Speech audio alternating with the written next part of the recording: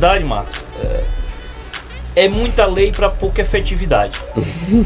E aí eu trago uma coisa que eu e o Marcos vivemos. A gente tem uma lei, um exemplo, uma lei municipal. Essa lei garante aos estudantes campo-maurense o deslocamento gratuito. Não sei se teve uma modificação, não acompanhei, mas na nossa época tinha. E ela garantia aqui na lei orgânica do município, né? Tem a Constituição Federal, que ela organiza os entes federativos do Brasil, e cada município ela tem a sua constituiçãozinha ali, digamos, o seu núcleo, né? Que é uma lei orgânica, que é a lei orgânica do município. E nós brigávamos, nós somos contemporâneos ali de faculdade, e nós brigávamos para ter pelo menos a gente poder pagar um pedacinho que eles entrassem com a contrapartida, e a gente pagava o restante para poder se trocar, mas a gente tinha direito, era integralidade. E o que se precisa para essa lei ser cumprida? Precisa de boa vontade. Vontade política. Só isso. Eu acho que no caso nem precisava as pessoas que vão ser beneficiadas se manifestar. Não tem orçamento. Se você não tiver orçamento para proporcionar educação, você pode fechar as portas em qualquer lugar. Boa vontade, organização financeira, de onde vir. Porque, convenhamos, Marcos, essa briga é antiga. Isso antes, ali era o idos de 2007. Era, mas ali já tinha antes, tinha a pessoa da Marinette, que já tinha toda. E aí, infelizmente, Campo Maior deu um passo decrescente. Marcos, cara, porque às vezes a gente vê uma realidade distante, mas a gente também não procura próximo. Essa semana eu tive relato de 2 pessoas que vão parar de estudar porque não tem essa condição de estar em deslocamento. Cara, aí você imagina uma família pobre que vê o sonho de alguém ingressar na universidade e ter que parar porque não tem condição. Imagina a cabeça desse pai de manter. Sonho de todo pai. Então, né? assim, tem várias mazelas que a gente vê distante, mas que acontece perto da gente. Então, aqui a gente tem, que eu tenho conhecimento, 2 meninos excepcionais que ganharam Olimpíadas, que foram inclusive representar Campo Maior em outros países, e que passam uma situação complicada, cara, para poder estudar, não tá pedindo, tá pedindo muito, tá pedindo estudar, se formar, como diz uma letra, ser alguém da vida, né? E o processo, aqui o João foi condenado, né? E houve um recurso do João fora do prazo. Esse recurso aí teve, e tem uma certidão dizendo que foi fora do prazo. Se foi fora do prazo, o processo transitou em julgado. Só que ele pegou e apresentou essa apelação, que é um recurso para levar o processo para Teresina. Quando chega em Teresina, o desembargador diz: olha, tá fora do prazo o processo.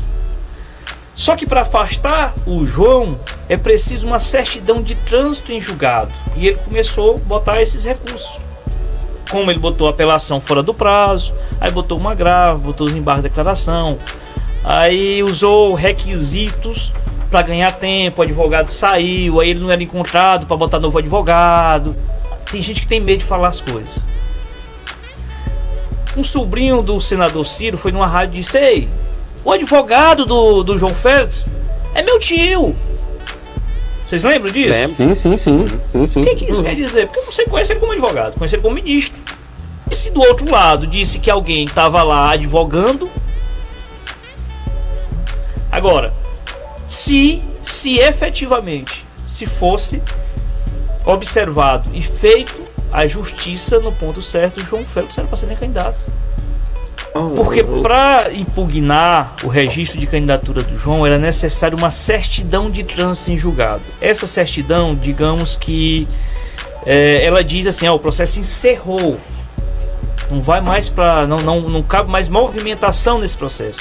Como ele tinha ingressado com uma apelação mesmo fora do prazo, teve que ir para o tribunal, e em razão de estar no tribunal pendente dessa análise, não saiu essa certidão de trânsito em julgado.